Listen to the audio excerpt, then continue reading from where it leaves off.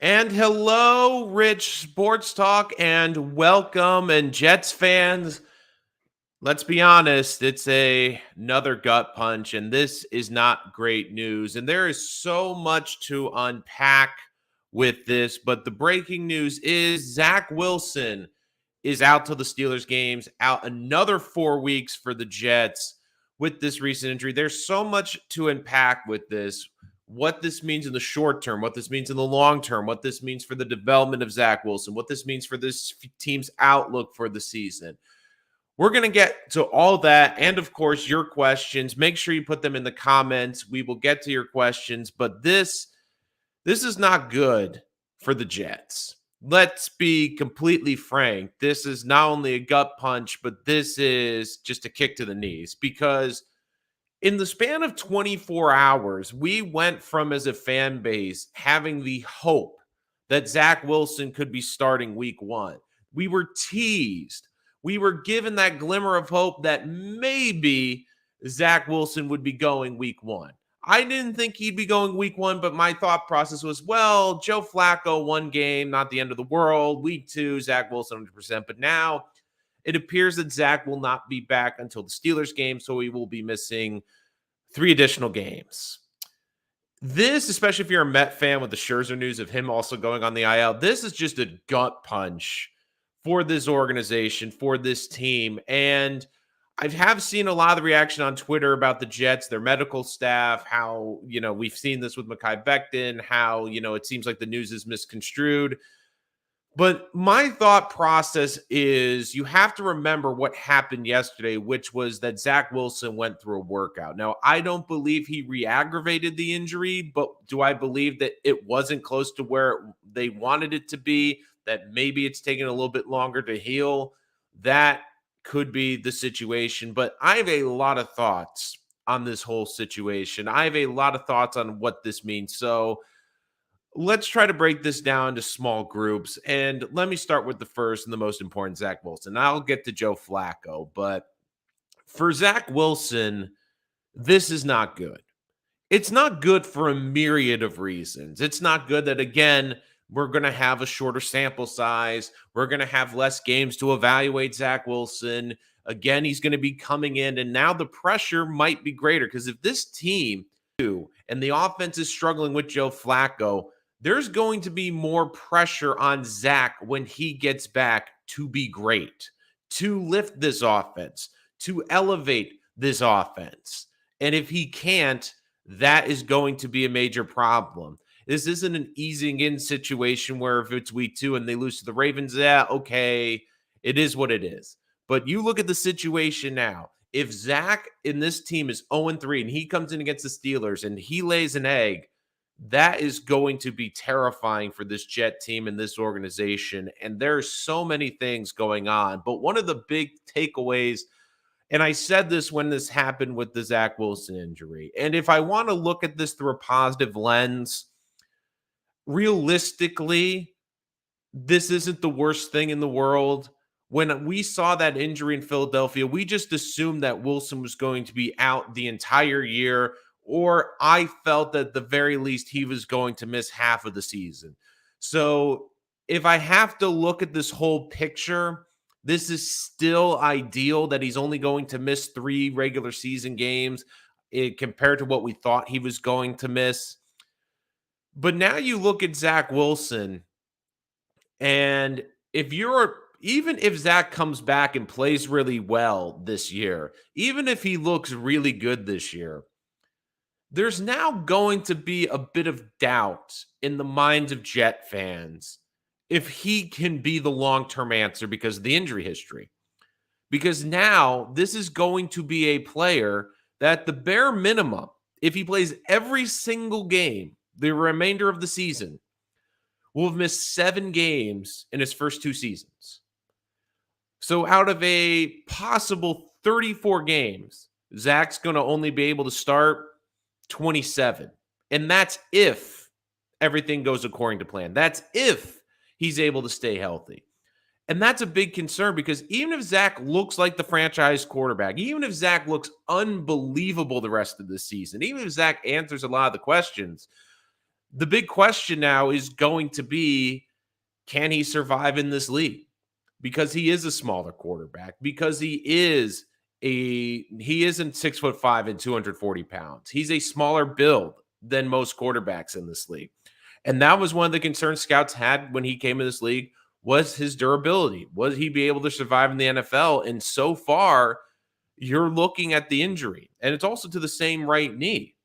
And this is a guy who relies on mobility. And if that's going to be impacted, how's that going to impact his performance? So this is not a good situation. I already see in the chats, and I'll get to the questions in a minute, that people are already looking at the next quarterback next year. But this is not a good look for Zach Wilson. And this is the unfortunate thing for Zach, which is this team looks ready to go. It's not like when Sam was here, where Sam was basically asked to elevate a really bad team. The Jets, for the first time, have a decent roster, have playmakers at key positions. And you just saw it through the cutdown day, release players that other people actually freaking want. They have good receiving core. They have a young receiving core that's electric. They have a good amount of running backs that can make plays. Even with the injury to Mekhi Becton, they still have an above average offensive line at the bare minimum. They have what looks to be a very good pass rush on this defense. They look to have very good young pieces in the secondary. The biggest question is going to be the quarterback. And I'm sorry about Joe Flacco. I really do like Flacco. I respect what he has done in his career.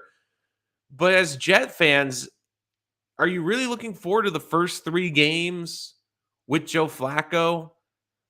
I mean, 1 or 2 starts, if you had to use him as a spot starter, yeah, like I'm okay with that. But now we're looking at him starting 3 games, and 3 games that are crucial for the Jets, because the Jets, if you're a Jet fan, you don't want this team to go winless again in September. And you're playing the AFC North, which has talented teams. There's no pushovers, there's no cupcakes on the schedule, especially the first 9 games of the season. And now you're asking Joe Flacco to go out there and try to elevate this team. Now, I don't think Mike White is an answer, and I still don't think Jimmy Garoppolo is going to be the answer. But this is just an absolute gut punch. And I did see a lot of people on Twitter blaming Robert Saleh for misconstruing the injury, but I don't think he misconstrued it. He even said, like, to be honest with you guys, I really don't want to talk about the situation anymore. So the earliest he will be available is Pittsburgh. The way I'm interpreting this is, what I believe happened was we didn't know he was going to have this workout this week. And my thought is it was either aggravated, the test didn't come back right. Like, there was something that wasn't right with this knee injury. And the problem with injuries now is, now that this has been pushed back, you hope it doesn't go back any further. Looking at the chat right now, Alvgard, God damn it. Stephen T, Scherzer into the IL now this. What a day, and it's only noon. Zach was going to need time, but still sucks. Give him time. Braden and ZL, I don't think anyone really believed he would be back week 1. And look, I didn't think he'd be back week 1 too, but the thing that stinks now is he's not back till week 4. And people saying, well, that's not that big of a deal. Well, it's 2 more games where we're not going to get an evaluation of Zach. It's 2 more games where we're going to have to trot out Joe Flacco. And it's also 2 more games where the Jets could potentially lose and be behind the 8 ball this year. Defense better do its job because they're pretty well stocked and we need them more than ever. Snoopy, Sal's a liar. I'm sick of this team. Strode for 2023. I'm over the Wilson experiment. Maybe we can do a co-quarterback thing with Wilson and White, like Dunder Miffler. Stephen T going with the offense references. I love it. How can it go from playing week to 4 weeks? Something is up. Zach agent has to be. I don't agree with that, Snoop. I don't think it's the agent. I think what happened is it was a setback. I believe what happened is he went to practice, re-aggravated the injury, but it's still concerning with the right knee that this is continuing to happen. Sal is hiding something we don't know. Next year's QB class is too talented to stick around waiting for Zach. to look already forward to the draft, like, first of all, we have to see where the Jets are picking. Because the thing, too, is it's not just the Jets. There's going to be a bunch of teams I think they're going to be looking at next year's quarterback class. I don't think it'll be to the extent of the Trevor Lawrence class that we just saw with Zach Wilson, but I do think it's going to be a very popular class, especially after the lackluster class last year. Now, Saleh, you can tell he's upset. And this is how I'm interpreting it, is I just get the feeling that something happened where, and I understand where people are upset saying it makes no sense that they're, saying that he could potentially be out there. It makes no sense that he could potentially be ready to go week 1. I just get the feeling that they went through practice. They wanted to work on practice. And it just didn't go right. And I just have a feeling like something came up in practice. And look, Sal was not happy with the questioning. I know Sal is upset and frustrated. Look, I get it too, because Robert Saleh is not a dummy. Robert Saleh understands. He understands with Joe Douglas that their season really hinges on Zach Wilson's development. The best case scenario if Zach is terrible is that this roster that is put together is so impressive. This rookie class is so impressive that even though the Jets go to, like, let's say 6 wins, 7 wins, they show progress everywhere else but the quarterback position. That's like the only scenario where they could keep their jobs if Zach Wilson's terrible. Because let's be honest, if Zach Wilson's terrible, this team's likely going to not be a good team, because you look around the NFL, it's so quarterback dependent now that if Zach Wilson is not playing, I never trust the Jets. Knowing the Jets, Zach probably tore his ACL during practice. We ain't winning 6 to 7 games. But, well, I thought this team could win 7 to 8 games. I think 4 is still a bit low for the win total, but now you do wonder without Zach. You do wonder now these first 3 games. And best case scenario, the Jets sneak a win with Joe Flacco. But let's be honest, this is not a good look for everyone involved. This is not a good look for Robert Saleh. And I think Sal was also upset too, because he understands what's going to happen. He understands how the media is going to take it. He understands how social media is going to take it because of the whole Mekhi Becton situation. He was told Mekhi Becton injury isn't as bad. They go in there, they found out it is a lot worse. Then with Zach Wilson, and I still want to preface this by saying it, the Zach Wilson injury, yes, it sucks he's out till week 4, but if you were to tell me and go back to that first preseason game that night, you go back to that Friday night, and I was to tell you Zach Wilson will be back week 4, you would have taken that in a heartbeat, because you said that seems like the best case scenario. Because I guarantee you 90% of Jet fans were like me. You thought he tore his ACL. You thought his season was over. You thought Zach Wilson was done for the entire year, or even the optimistic me figured at least half of a season. So the fact that it's only 3 games, I'm still convincing myself that that's the best news, and the silver lining in all of this is that he's only going to miss 3 games when we felt a couple weeks ago the season was done. But I'm just guessing it hasn't healed as fast as they would have liked. And look, the Jets have made it clear they're not putting him out there till he's 100%. So he might be 80% right now. Flacco's the worst QB in those first 3 games. Yeah, because it's Lamar. I don't know, though, Snoopy. Actually, I'm sorry. It's Eric Fox. Eric, I don't think there's a huge difference between him and Jacoby Brissett, though. I don't think there's that much of a difference. What's up, Rich? I'm starting to believe that they don't want Mike White to play so they can avoid a controversy. June, the Jet, formerly June Smith. Look, I don't think they want Mike White to play. Like they like Mike. If it was me and this injury was longer, I would give Mike White a shot. But I just have a feeling that this Jet team, personally, and this is the thing with Mike White. I like Mike White. I think he's a good kid. I think he played well in the game he played last year. But we still have to remember he still threw 8 interceptions last year. We still have to remember that Chris Streveler outperformed him in the preseason. And I was one of those people saying I would have rather kept Streveler than White because Mike is a little bit more accurate. He's someone that is a little probably a touch more efficient in the short passing game, but Streveler has the arm to push it down the field a little bit better. And I like his athleticism. And there's something about him. Like with a backup quarterback, I'd rather have someone that's a little bit more dynamic and can be harder to game plan for than Mike White. Spin Max Dave, where Joe Flacco strengths and weaknesses. Strengths still has a unbelievable arm strength. Still has one of the better down the ball, downfield arms in the leagues. He's basically seen every defense you can throw to him. The IQ is great. The weaknesses, we've seen the accuracy and the consistency over the last few years go down, and more importantly, the mobility. So how the Jets use his lack of mobility is going to be a really big issue. Like how they, because Zach at least gave you the option to run play action bootlegs to get him outside the pocket, where Flacco has to operate from inside the pocket. Um, but we will see.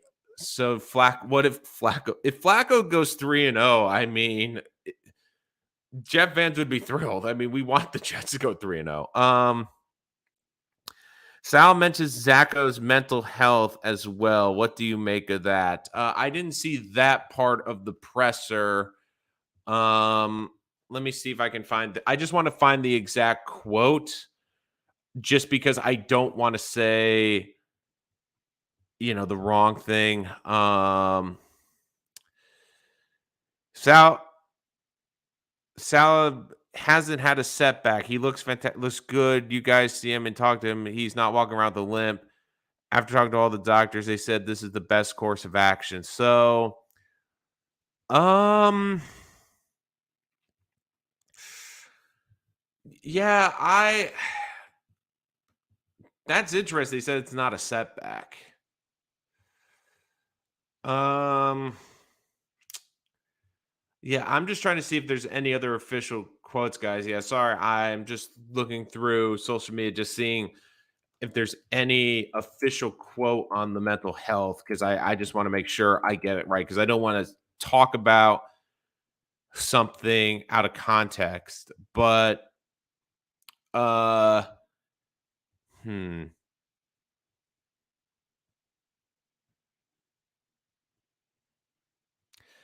But I would say this for Robert Saleh. One of the things he needs to learn from this is he needs to learn that it's better not to say anything because, especially in New York with our media coverage, they will jump on it. So and look, I feel bad for Sal because the doctors have probably been telling him that Zach's looking good, the prognosis is looking good.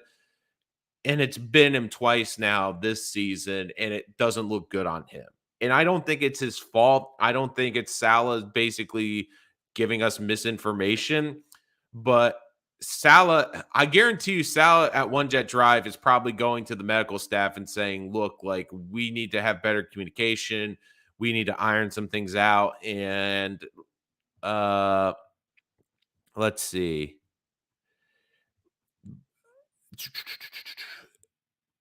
How is it not a setback? Salah's a freaking professional liar. Zach won't be back until week 4.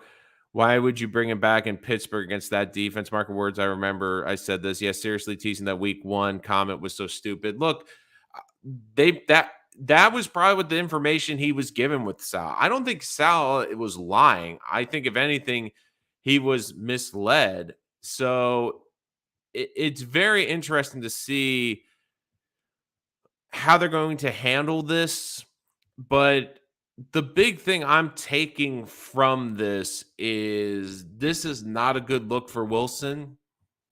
And look, you got to bring him back as soon as you can. I understand you don't want to bring him back against the Steelers, but Zach Wilson needs to play. Zach Wilson cannot be protected. Zach Wilson, you need to figure out, is he your quarterback or not? You need to figure that out as soon as possible. And you need to bring him out onto the field and see if he can play.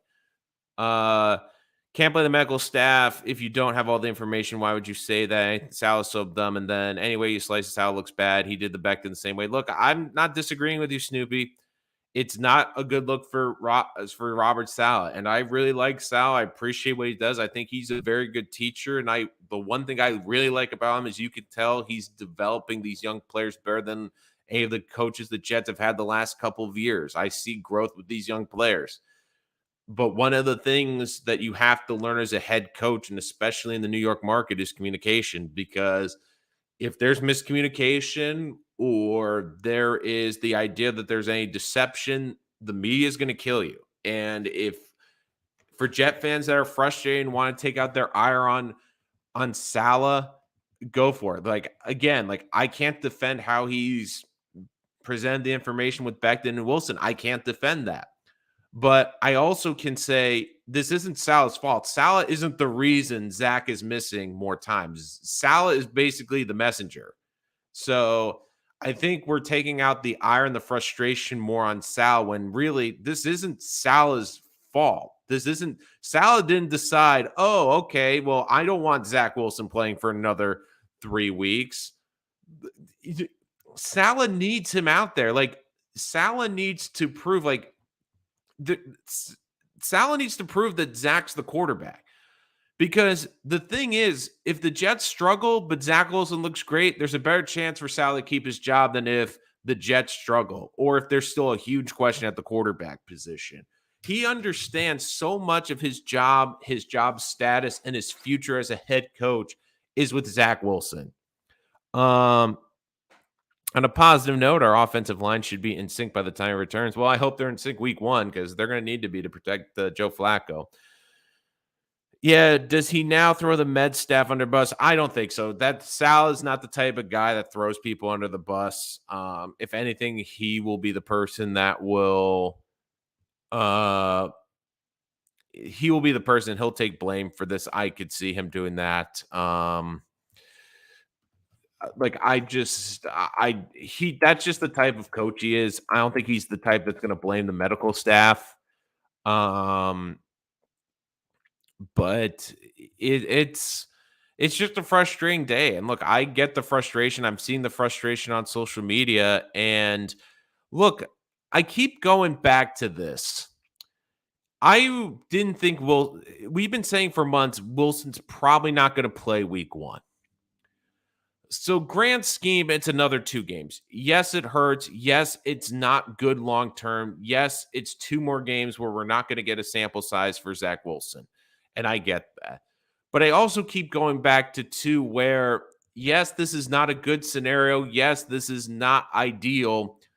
But I keep going back to the fact that if you were to tell Jet fans, because hindsight's always 2020, but if you were to tell Jet fans the Friday night in Philadelphia, Zach Wilson was only going to miss 3 games, and I was to tell you, Zach Wilson's going to miss the first 3 games of the season after that knee injury, I guarantee you 95% of Jets fans would have signed up for that, said done, because it looked like he was done for the season, or the vast majority. So, but like I said to start this program, if you're not a fan of Zach Wilson and you have doubts about Zach Wilson, this is not helping. This, I can understand why you have those doubts. And like I said to start this show, Zach Wilson, if he comes back and plays great, that's awesome. But I guarantee you, even if he plays every single game this season, there's still going to be a portion of Jet fans, even if Zach plays great. And look, he now needs to play better than ever, because now there is a huge cloud hanging over Zach Wilson, and that's injury. And the Jets, we've seen this before where we've had a talented quarterback with Chad Pennington, a quarterback, and look, Pennington was an unbelievable quarterback, but the injury bugs and not being able to stay healthy doomed his career. And now you're looking at another quarterback that could have all the talent in the world, but one of the biggest talents in the NFL is being able to play, being able to stay healthy. That's one of the things why Eli Manning was remarkable, is because he was able to be out on the field all the time. And Spin Max Dave, I'll get to your question in a sec. Uh, but you just look at the situation right now. And if Zach Wilson comes back and plays at a high level and establishes himself as this franchise quarterback, which is still a lot, he needs to prove a lot.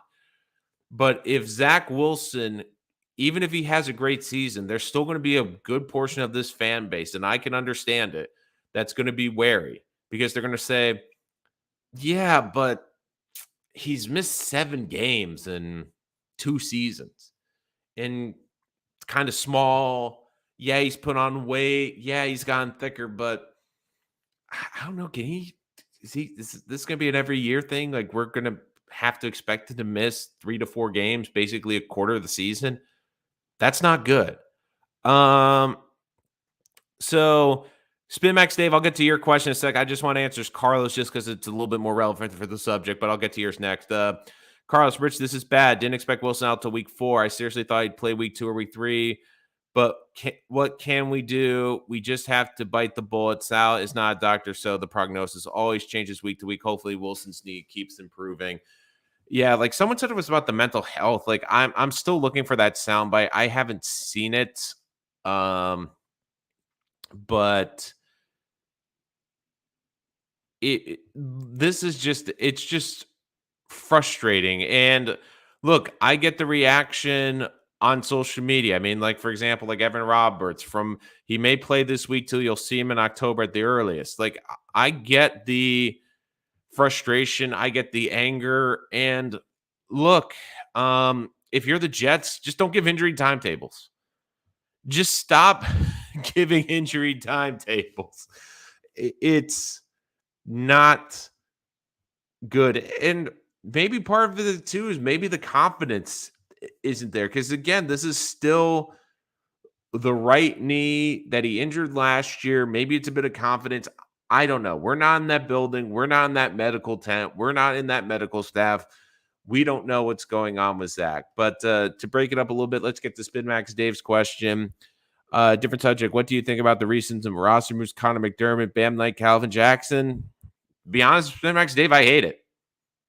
I mean, I'm a huge Joe Douglas supporter, but some of these moves have made me scratch my head because when they released Tevin Coleman and kept Bam Knight, now Bam's still on the practice squad, but I was under the impression that Bam, I liked the move. I thought it was better. I'd rather take a younger running back over Tevin Coleman if you thought they're about equal, but it just annoyed me where they let go of Chuma. Now, I understand that Chuma isn't a great tackle, but I feel he's a better tackle than Connor McDermott. Like, I don't get the love for Connor McDermott. I really don't.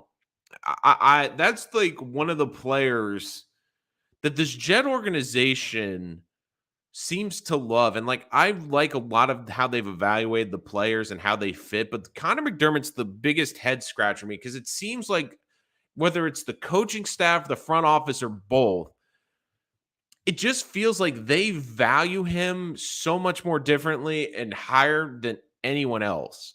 Because I can guarantee you, like, this is the other thing too, where the part of the waiver game and why I had the Jets cutting McDermott was who could make another roster? Like, who would be valuable? Like, Chuma, of course, went to the Falcons. Chuma, I thought there could be some interest. I don't think there's a roster that would have picked up Connor McDermott. I really do not see another team. And let's be honest, when the highlight of your career as a tackle is catching a touchdown pass as a tight end, when the best thing I can say about you as a tackle is that you made a good play as a tight end on one gadget play, that's concerning to me because I want to be able to talk about your pass blocking and your run blocking. And when they're not, I can't really talk about that. I can only talk about a touchdown catch you had. Not great. Now, Jackson's an interesting one. It's tougher because it's tougher And I'll get to Christopher canceled. That's a good question. It's tougher to basically make those moves. Like I personally, I would have kept Knight on the roster. That's just me. Why is the NFL so focused on QB? Every position matters, but the quarterback has become such an integral part of the game. Like if you have a great quarterback, it elevates everyone on the roster. If you don't have a great quarterback, you have to have really an A+ roster, or you're not going to win this league. So that's why the quarterback position is so important. I don't get the love for Ty Johnson, Ashton Davis too. Spinmax Dave. Ty Johnson, I kind of get he does have that explosiveness. He can catch the balls out of the backfield. He fits this West Coast system. Like I liked him better than P. Ryan. Ashton Davis, I said this on my roster react show.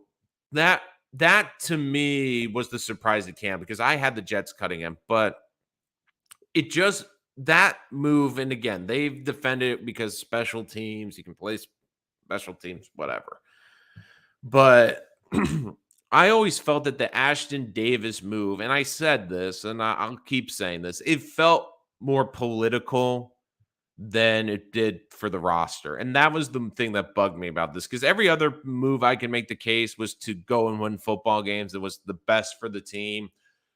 That move to me felt, well, he's our 3rd round pick. We don't want to get embarrassed or have people in the media say, oh, another wasted draft pick in 2020. Like, my biggest thing is the Raiders let go of Alex Leatherwood. I mean, that was a 1st round offensive lineman who had like 1 year in the pros. They were doing that. First of all, they wouldn't have been talking about because Leatherwood was talking about, but we saw a bunch of teams cut 3rd round pickers. We've seen the Lions cut Jared Davis, who was a 1st round pick. We've seen a bunch of teams cut We've seen a couple 3rd round picks get cut. Like Ashton Davis, it's just like I just felt that was a political move.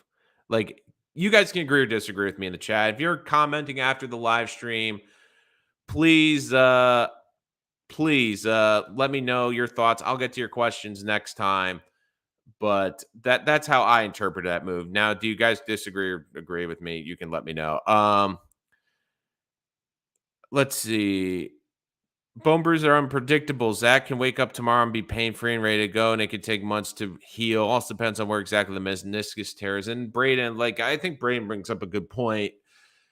And I keep saying this, and I sound like a broken record, but I still feel like even though this sucks and it's not great that he's not going to be there till week 4, like, I still think that this was better than the alternative. What was the alternative? Him tearing his ACL and being out the entire year? The Jets would even be more screwed. At least we're still going to get a fair enough sample size with Zach Wilson, because this is what's going to happen. Zach Wilson's going to have 14 games.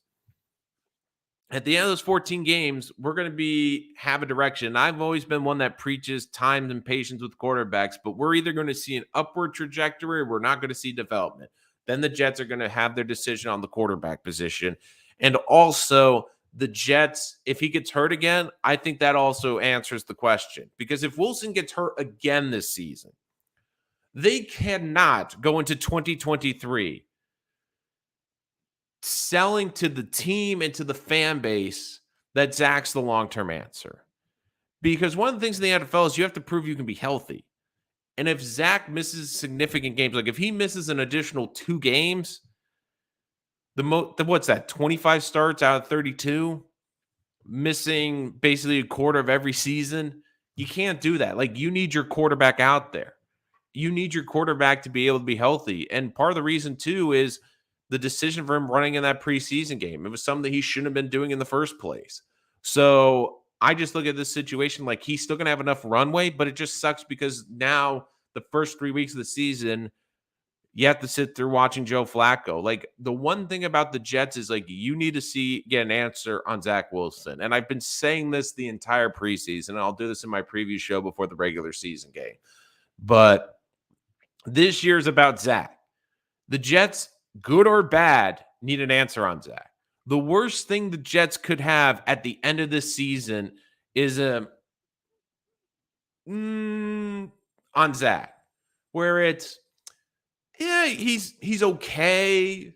seeing some things we like. There's some things we don't like. The injuries, of course, not helping. But like, you want an answer. Wow, Zach looks amazing and looks like he can be this franchise quarterback. Or okay, Zach doesn't look like he's the answer. We need to move on. Like, you need an answer. And I know Jets don't want the bad answer, but in some ways, you'd rather have the bad answer and clarification than not have clarification. And if you're one of those people that's not a Zach Wilson supporter and you're on the fence about Zach, this injury isn't helping because, again, I've said this. You need guys that can play every day. You need guys that can go out there and be on the field. And if Zach's not out there and Zach's injured and Zach is in the ice tub, it doesn't help your team. I agree with the luck part, Joe, but I don't agree with the horrible part. I still think this is a talented team. I think this is still an ascending team, a young team, a building team. But, this, again, is not great. And this is still not the best look when the Jets were like, and the interesting thing about the whole press conference was the tone Saleh did. To be honest with you guys, and I'm just going to lay this out there, I really don't want to talk about this situation. The earliest Zach's going to be available is Pittsburgh. Like, Saleh too. Like, the more I've been looking into this, it is interesting. Like, he does seem pissed. They want him to get a full week of practice. There hasn't been a setback. So, yeah, just from everything we've gathered the last couple of days, we're going to make sure that both mind and body are 110%. We want to make sure we do right by him. And we feel like after talking with the doctors and everyone, it's going to be the Pittsburgh week. So, yeah, for the streak of 0-12 in September, this news certainly didn't help with that. It's not great. So there's a lot more questions, I think, with this whole Zach Wilson situation than answers. Because in some ways, from what Saleh is telling us, a setback would be, I think, more accepted by the fan base. Because, okay, re-aggravated in practice, yeah, it sucks, but at least there's some clarification. So you wonder, is there something mental going on? Is this something above Robert Saleh? Is it something with the ownership? Is it something with the front office that doesn't want Wilson out there until he's 110%? And again, this could be intriguing too, because it does seem like there is frustration with Zach with this coaching staff. And one of the things that could be telling is we saw it a bit last year where Zach was struggling with the offense. They put Mike White, they put Josh Johnson, they put Joe Flacco, and all three of them, who, let's be honest, are not nearly as talented high end as Zach, were able to run this offense efficiently. And I do wonder if there's already talks within this building. And I know it's not a conversation people want to have, but is there the conversation, and is Joe Douglas looking at those scouts going, hey, while you're in Alabama, while you're in Ohio State, might as well look at some of these quarterbacks. Who will get more playing time between Sauce versus Breece Hall, Johnson versus Clemens, Rucker versus Mitchell? Rucker versus Mitchell. Like the tackle, the Jeremy Ruckert versus Mitchell. Like, that one doesn't make sense, Spin Max Dave. I'll do the other two. I'd say Sauce over Bryce.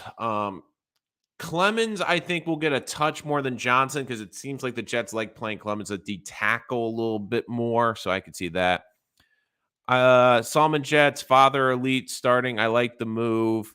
Yeah, DJ Reed also, his stats for week one's up in the air. Look, I don't think Flacco is a bad quarterback. Like, I do think Sal's comments of him being a starting quarterback that everyone wants in this league, or a lot of teams would want in this league.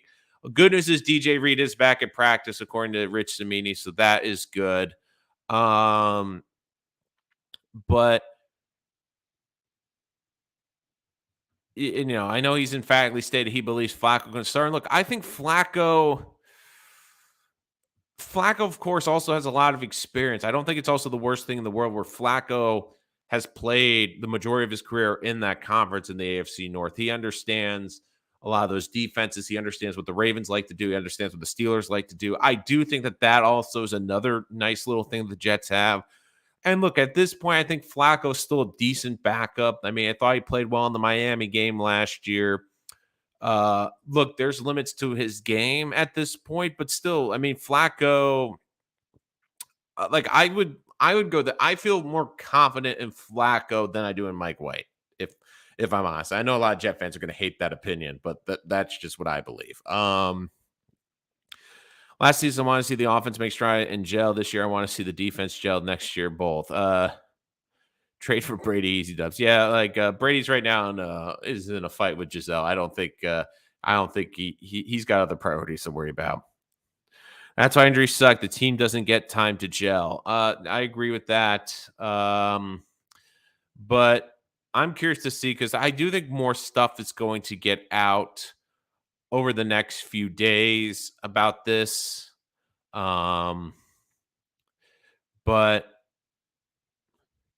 the other thing too is I do wonder. I don't personally. I don't think Wilson was going to play in this opener. I think part of it too was maybe a little bit of a decoy for the Ravens.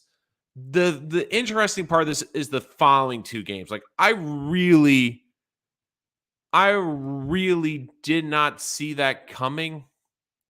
Um, but I to be honest with you, I didn't think he was starting week one. Uh, it does look like the bone bruise hasn't fully healed yet. And look, the worst case scenario would have been the following. What if Zach had gone out there and what if Zach had gone out there and basically hurt his knee again, was out in the longer time? That is, yeah, the Mets are also making me physically ill. The Mets are different, though. I mean, people are killing the Mets right now. People have to remember the Mets are still playing over 600 baseball. Like this isn't a collapse by the Mets. It's just that the Braves have had the best record in baseball basically since June. The more concerning thing would be the Yankees. I mean, the Yankees have been under sub 500.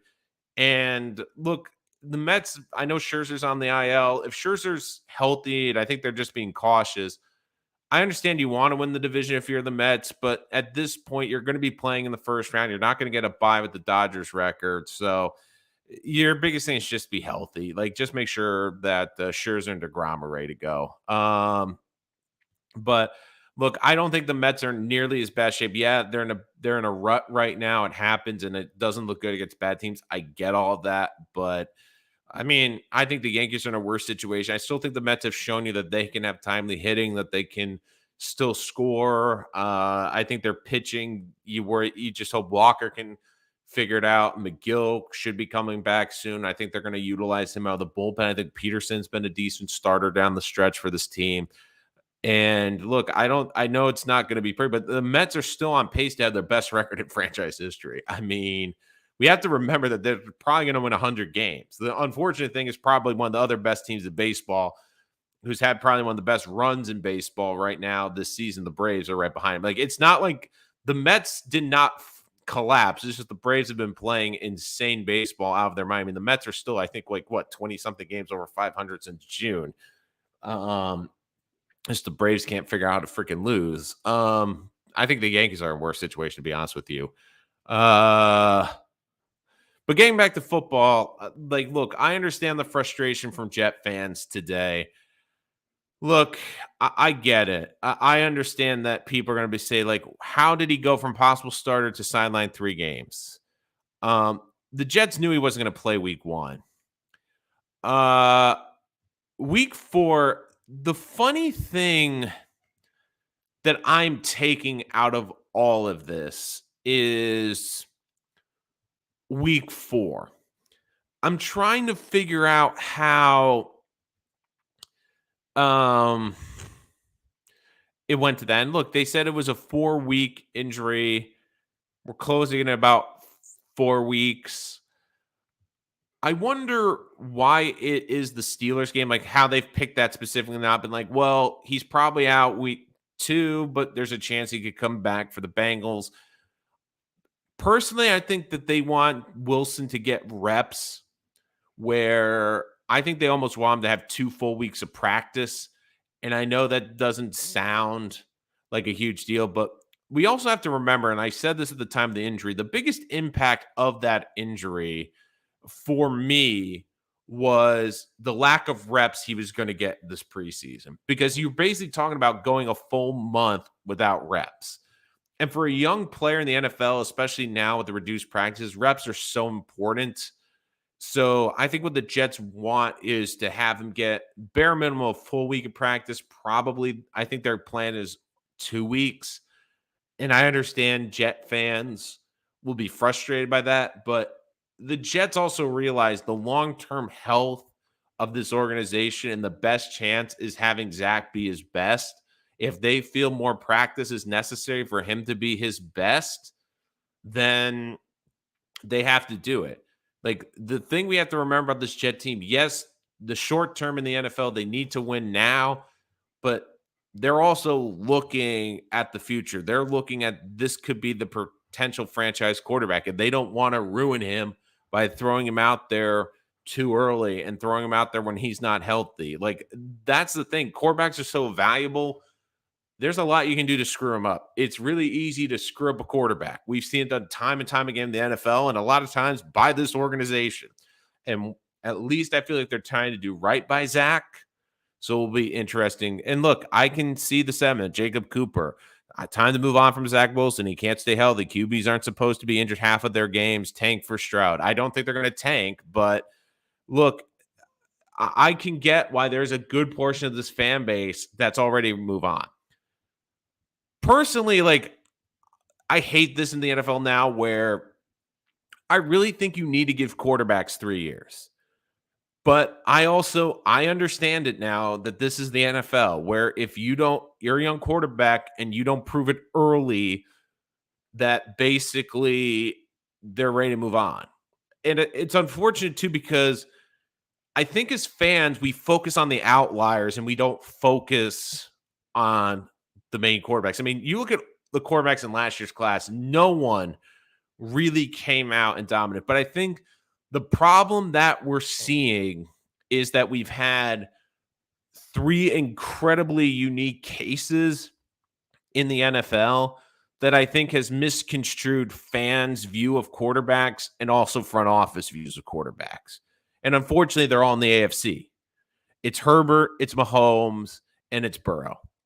Mahomes, again, we have to remember, sat an entire year, has Andy Reid, and has all those weapons. But by year 2, he looked like an MVP candidate. You then look at Justin Herbert, who basically was the 3rd quarterback selected in that draft, has come out and looked freaking unbelievable, like a generational talent, and has put the Chargers in a position where they can compete for the playoffs every year. And then you look at Burrow, which I think is the most important one. You look at owners, and you look at front office, and you look at fans. What Joe Burrow did, I think, has changed the argument for young quarterbacks and has unfairly changed the expectations for young quarterbacks. Because what Joe Burrow did, and I think Joe Burrow has actually been better than Justin Herbert. I understand Herbert gets all the love, but Burrow was also sacked 20 more times and coming off an ACL injury and led his team to the Super Bowl. That, to me, is what has thrown off this entire quarterback market, because usually when these young quarterbacks succeed, it's like, okay, Herbert, they have unbelievable weapons and a lot of defensive playmakers in with the Chargers, and with the Mahomes, oh my God, he's got Andy Reid and all those playmakers. I mean, what Burrow did isn't healthy for young quarterbacks, because he took a bad organization with bad ownership historically, with bad front office historically, with a cheap front office historically. Like the Bengals are the only team in the NFL that doesn't have an indoor practice facility. That's how cheap they are. With a horrendous offensive line, with a good but not great defense, and he brought them to the Super Bowl. So now every fan base and every owner is looking now and saying, well, by the end of year 2, I want to see my young quarterback look like Herbert or Joe Burrow and look like they're ready to take this team on a playoff run. And I don't think that's realistic because to me, they are more of the outlier than the actual quarterbacks you get in a draft. So, lots of comments here. Tyrone, Jets have a talented team from Max Dave, but hard to get excited about Flacco, and I get that. Imagine we play him and he's done for the season. Imagine he was done for the whole season. We would have had Flacco 17 games instead of 3. How can you be hard? If any of other team, we wouldn't have this skepticalness.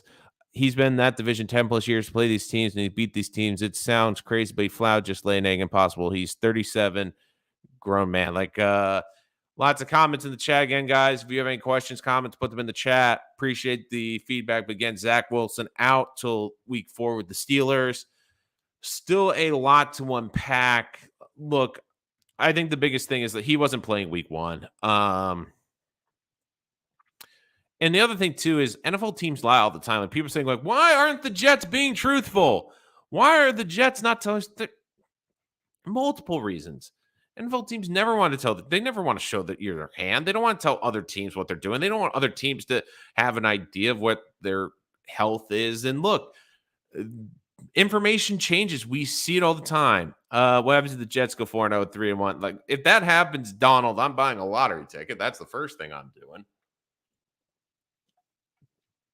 But that's the first thing I'm doing if Flacco wins those games. And look, I still think the Jets can be competitive. I mean, the Browns are playing with Jacoby Brissett. I think that could be a winnable game. The Mitch Trubisky, who is a better quarterback than people give credit for, but I still think the Steelers could be a beatable team. The Bengals, I understand that they were in the Super Bowl, but I do think the Jets' defensive line can overcome their offensive line. Yes, it's better, but I don't think it's great. And look, even the Ravens. The Ravens are such a funny team because I do wonder how they're going to look this year. I think they're going to have a very good defense. I think Lamar's going to be amazing as always. But there's 2 things I am very curious about with that team. The first thing is the lack of playmakers outside of their great tight end and their quarterback. Because you're already seeing J.K. Dobbins probably isn't going to play against the Jets, which is good for the Jets. Again, it doesn't look like they have dynamic running backs, and they have questions at the running back position. And Rashad Bateman's their number 1 receiver. Like, I question the receivers that they have. And the other thing, too, that no one's really talked about is, will there be a contract hangover? Like, if Lamar doesn't get the contract, will that be a distraction, and will that be a hangover over the team? Because it's not just Lamar. Like, I do think Lamar's going to ball out this year with the contract, but will there be frustration with him? But also the organization, like the players in that locker room love Lamar. How's it going to look when we start the season and think about the guys that have gotten contract extensions this offseason? They'll have some sort of baggage that makes you, I don't know, kind of scratch your head a little bit. Now, Russell Wilson, I get, but Russell Wilson's also never played a single snap yet, and he still had 2 years left on that contract, and they gave him an extension. Kyler Murray had to have an addendum in the contract to freaking study, but they gave him the extension. Now, I understand Lamar might want the fully guaranteed contract, and that might be the issue, but he deserves to be paid. But it's also not a good look to when the Browns, and look, the Browns, I think the Deshaun Watson contract and trade was deplorable. But the Browns gave him $230 million, and he's never played a snap, and he has civil cases against him. Lamar has been outstanding in the community, an upstanding citizen, a hard worker, has gone better every year, has been an MVP candidate, has been everything you could want and more. And I guarantee you, if he became available, there would be at least 10 to 11 teams calling the Ravens within 5 minutes saying, hey, what do you want for Lamar? And the fact that he might not be paid could be a huge hangover. And I do wonder if that could be a distraction going to week one. So there's chances. The Jets have chances. Their tight end is the only impressive because he's consistent on a great team. No way we're game playing, for my opinion, maybe top 15. I think he's a top 5 tight end. I really do. Mark Andrews. I think Andrews is a special player. But the question is, can the Jets slow him down? I mean, I'm going to be curious to see how they cover him. They're going to do Quan Alexander with a lot of the coverage. Do they feel that they had to put Jordan Whitehead on the coverage? I don't think you can put the other safety on him because I think he's a bit undersized. I mean, who knows? Maybe they can put a corner on him. Like, I don't think they'd put Sauce on him game one because of the sauce. But the Sauce could be intriguing because of he is 6'3" in the height and the length he's got. Like, could he, especially if he goes to the outside, could he be the one they try to put on Andrews? I mean, that could be interesting plea. Name 5. Do you mean 5 tight ends better than Andrews or 5 worse than Andrews? I think Andrews is a top 5 in the NFL. Like, my top 5 in the NFL, Kelsey, Andrews, Kittle, Waller, and it's hard to get the 5th one. Kyle Pitts. I think they're the top 5. I think they're the top 5 tight ends of football right now. And Kyle Pitts, by the end of the season, maybe if Kyle Pitts can get a good quarterback in next year's draft, he might enter the top 3 conversation because he's just such a freak athlete. I think he will be good this year, but will be limited by the quarterback play. Who knows? Maybe he might even have a good year because of the quarterback play. But the other thing, too, is like you have to remember, like the Jets aren't the only team dealing with injuries. I mean, Pat Leonard, Kayvon Thibodeau likely not playing for the Giants in their home opener. Now, again, I know it's a pass rusher and there's a big difference, but still, like, injuries happen in the NFL.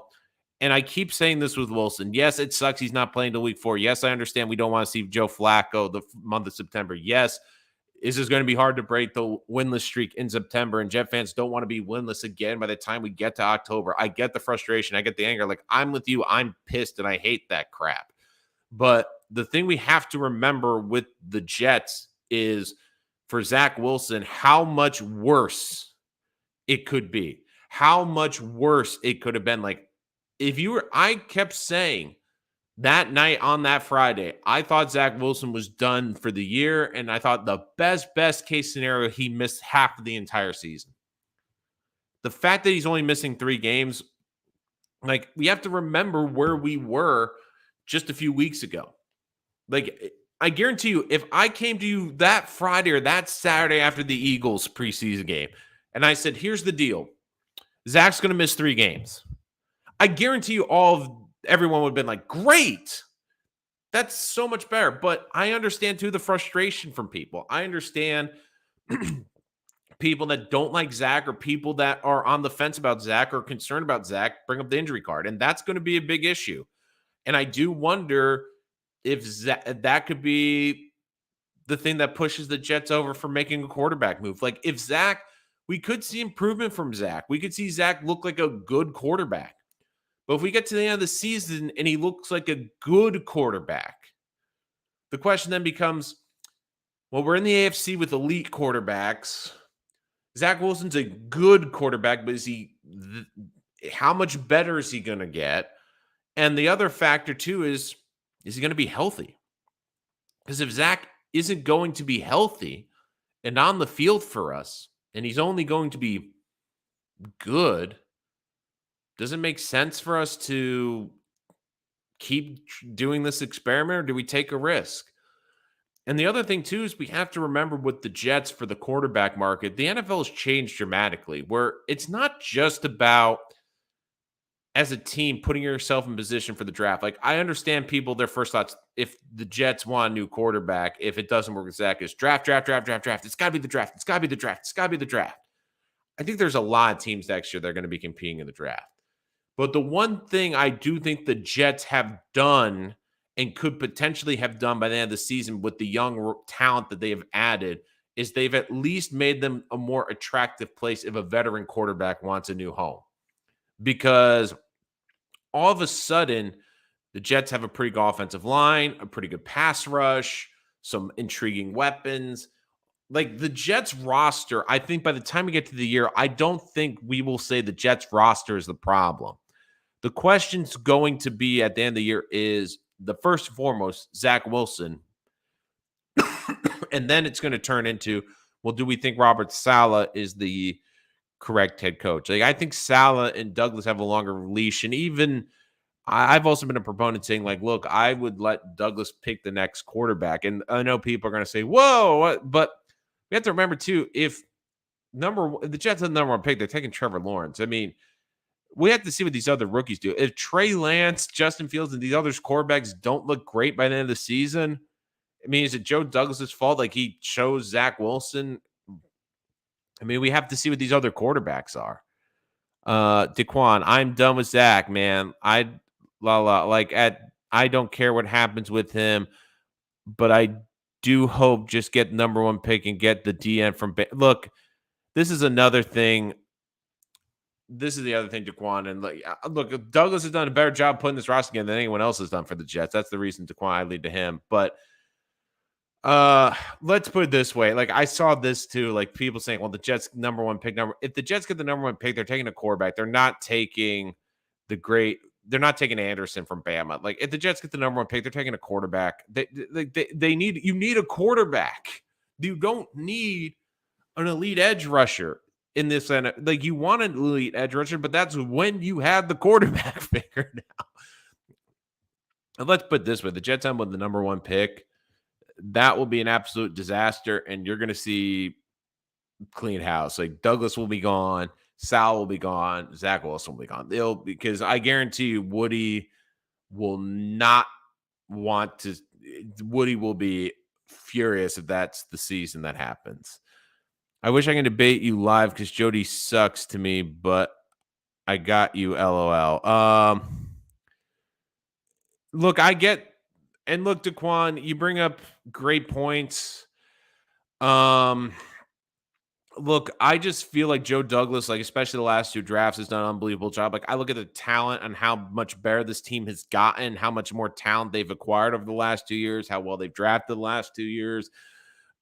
I think Joe D's done a very good job of rebuilding this lineup. But again, like, I understand with the quarterback debate. But if we get to the end of this year and all three of those other quarterbacks don't look great, I mean, I can't really indict Joe Douglas because, I mean, one of the other things I look at too is he made a bold play and got rid of Sam Darnold, which I know half of the Jet fans wanted to keep Sam Darnold and trade for a boatload of picks. But look at Sam Darnold. It's not worked. Sam Darnold went to a better team with better weapons at the time, with a fresh opportunity, and laid an egg. Like, it was so bad for Sam Darnold that they traded for Baker Mayfield, and they've already been looking to try to trade Sam this offseason.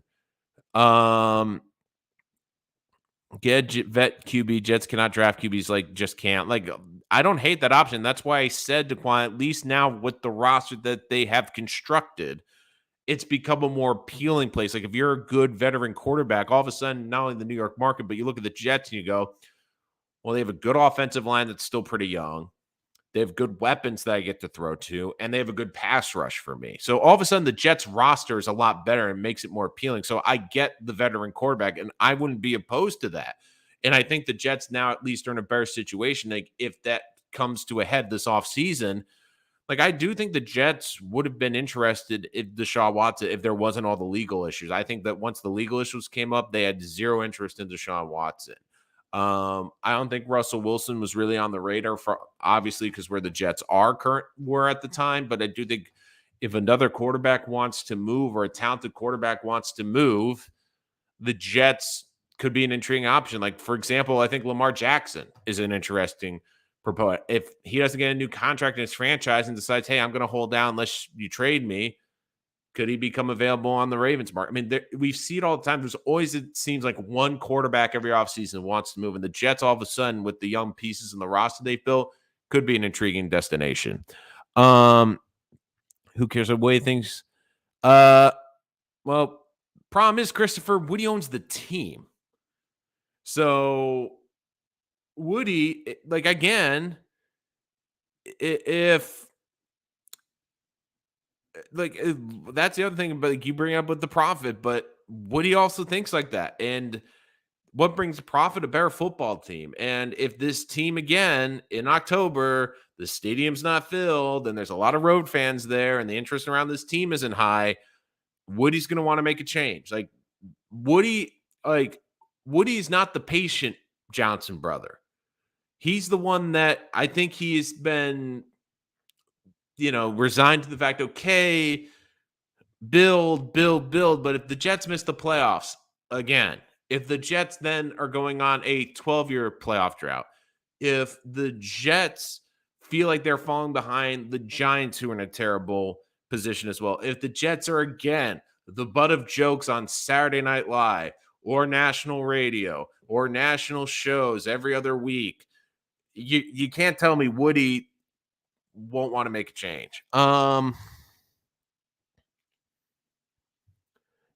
Had Joe D picked Fields like he was supposed to, would be in the convo for playoffs this year. That's always going to be an interesting debate with Fields. I personally, I've always really liked Zach in the draft process. When it came down to Fields, I like Fields, I think, a bit better as a prospect, but in terms of the offensive fit, I think what the Jets wanted for a quarterback was one that could stretch the field and they thought was a more efficient passer in terms of the short game. Fields' short accuracy still needs work. But look, I think that will always be a debate. Mac Jones, I don't think would have worked. Trey Lance was too raw, and we're still even seeing he looks a bit raw still, even in San Francisco with a great offensive coach. Fields would have been interesting. I think Fields is a more dynamic player, but I also feel bad. I feel Fields is going to have a bad year in Chicago, and it's not going to be of his fault. Then maybe Woody should listen to the fans like Uncle Steve Cohen's listens to Met fans, and then maybe we'll have a winning product. Don't forget, too, NFL is completely different from MLB. I mean, Steve Cohen can also go out and buy players and have the fourth highest payroll. It doesn't work like that in the NFL. It doesn't matter. You have a salary cap, and it really comes down to the personnel you have and how you draft and spend your money. Fields better all around, man. Look, I think Fields has unbelievable talent.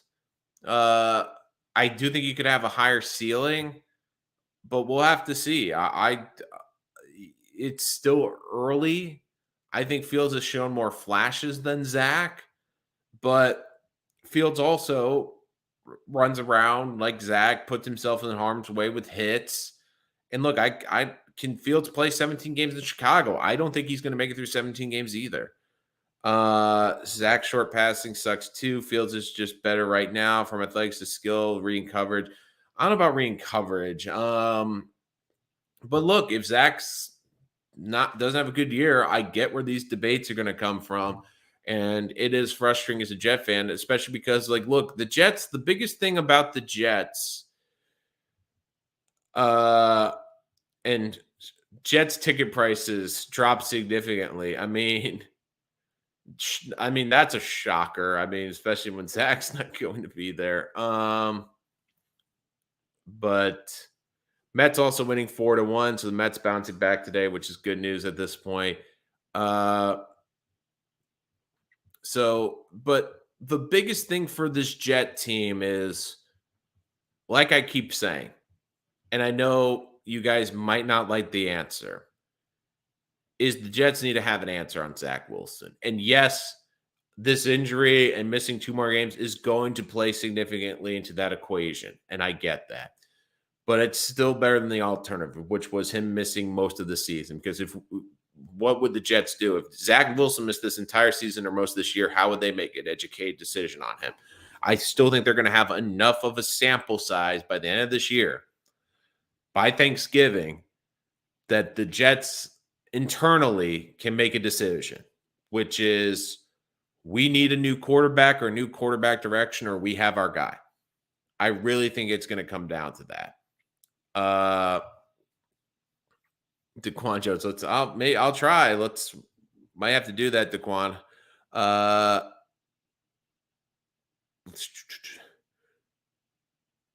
Zach, the worst young QB I've ever saw in Jets history. I mean, Sam Darnold had a lot of struggles too. I mean, the Jets have had some bad quarterback. I mean, you never saw him, but freaking Christian Hackenberg couldn't make the field. I think, Daquan, that's all you need to know is when Christian Hackenberg, when the Jets need a quarterback, couldn't make the freaking field. I think that's the worst quarterback.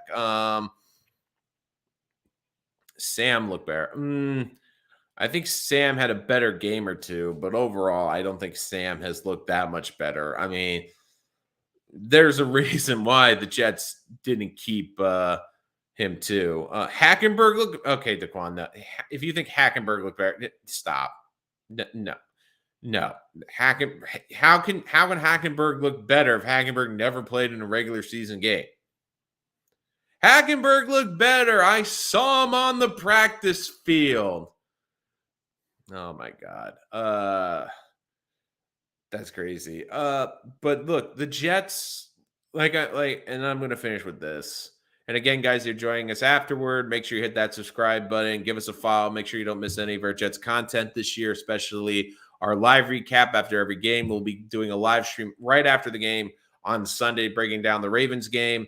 Of course, Jets content, Jets debate, Jets news here on the channel. So make sure you subscribe. If you know any Jet fans looking for great Jets content, let them know. Give us a follow on Rich Sports Talk on Twitter at the handle @Rich Sports Talk. But look, this Jets season, I know it's about the Jets fans wanting to make the playoffs. I still think the Jets are a year away from the playoffs, which I know sucks to hear, but I'm being realistic. I think that they're going to be a better team, a more competitive team, and win 6 or 7 games. I just think the AFC is so talented right now, it's going to be tough to make the playoffs. I'm just being realistic. The biggest thing for the Jets, the win-loss record is obviously important, but the Jets need an answer on Zach. And I'd rather have a bad answer on Zach, and I know Jet fans don't want to hear that, but the worst thing you can have in the NFL is not having clarity. I'd rather have the clarity now and this year that Zach is the quarterback or he isn't the quarterback. Then in the middle where it's like, I see some good, there's some bad, there's some injury history. Like the Jets need clarity. And look, if Zach is bad this year, we're going to have that clarity. They need to go to find the next quarterback. If Zach's great this year, maybe they found their quarterback. But I do wonder how much this injury is now going to play into the equation because we're going to talk about someone that's missed 7 games. And this goes back to my Becton argument. Because every Jet fan, whenever I talked about Becton this offseason, all the talent, all the potential, oh my God, the talent. I kept saying the talent doesn't mean anything if you're not on the football field. I kept saying, we talk about Becton like he's had this great career with the Jets. I said, look, he's missed Becton's injury history, obviously a lot worse than Zach's, but Becton didn't even play 50% of the games in his first 2 years. So for Zach, it's all about, can he give the Jets clarity? Good or bad? Yes, it sucks if he's bad that the Jets have to look for a quarterback, but I'd rather have the Jets at least know we need to add a quarterback to this group than try to force it, make it work, and not having an answer. Because you know what not having the answer is? It's the Dolphins. You don't want to be like the Tua situation where it's, the Dolphins now have gone to a point where they are so desperate to make Tua work, despite the fact that they flirted with Tom Brady and Watson, all this crap. Like, so I can never take them serious when they say they really support Tua. But now they've gotten to a point where they're like, we got to bring Tyreek Hill. We got to bring in all these players we want to prove Tua can work. We got to prove it can work as opposed to Is Tua the guy or not? And really, I don't think he is. The Jets need an answer on Zach. You don't want to fall into this Tua situation. It's like, we still believe in him, but we kind of don't. And, he has good days, and we got all these hype videos of his short accuracy passes. Are you a Dolphins fan? No, I'm not a Dolphins fan. I'm just using Tua as an example. Come on. Tua better than Zach. Oh, my God. At being left-handed, maybe. That's probably about it. So dominant games with Zach. I mean, uh, there's still a lot, and thanks, Zinjit. I appreciate that. Oh my God. As I see the chat basically going back and forth about debating the Jets quarterback positions. And look, I think that's the point. Like, this is me. I want clarity, good or bad. And I understand, like, I want the good. I want the Jets to have a good quarterback. I want Zach Wilson to be the answer. But I'd rather also have, if Zach Wilson is bad, I'd rather have that as an answer too. Yeah, it would suck, but I'd rather have an answer and the Jets know what they have to do at the quarterback position than the alternative, which is to me the Tua situation, which is not really having an answer either way. Again, guys, thank you so much for joining us. This news is not great. I'll be honest, not happy about it, but I still keep saying, look, the positive, it is 3 games. It sucks. It doesn't help with the injury history with Zach, but considering where we were in Philadelphia a couple weeks ago, this is still, I think, the best case scenario. Joe Flacco will now start the week 1. I'm curious to see what the Jets do with the backup quarterback position going into week 2 and week 3. But again, guys, thank you so much for joining us here today. We will have more Jets content on the way. If you're new to the channel, make sure you hit that subscribe button so you don't miss any of our content. And again, guys, thank you so much for joining us here today on Rich Sports Talk. I will see you next time.